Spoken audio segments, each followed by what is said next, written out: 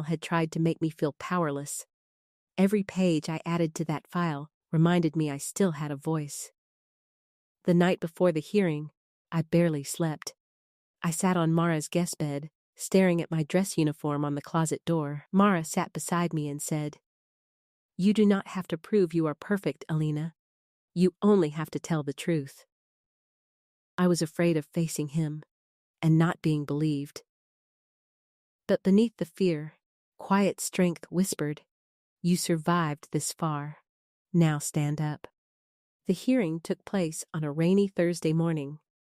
The base looked washed in gray. I walked toward the administrative building with my folder against my chest, feeling every step in my legs. Rain dotted my uniform. My hair was pulled back tightly. My face looked calm, but inside, my heart was beating so hard it felt like a warning.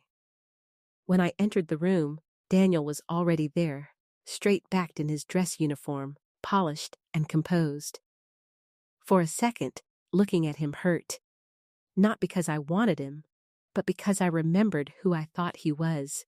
The man who brought coffee, held my hand, and made me feel chosen before he made me feel trapped. The officers asked us to sit. Daniel did not look afraid. He looked confident, almost bored, as if this was another misunderstanding he could charm his way through. For a moment, doubt touched me again. Then, I felt the folder in my hands. The evidence was there. The truth was there. And I was there.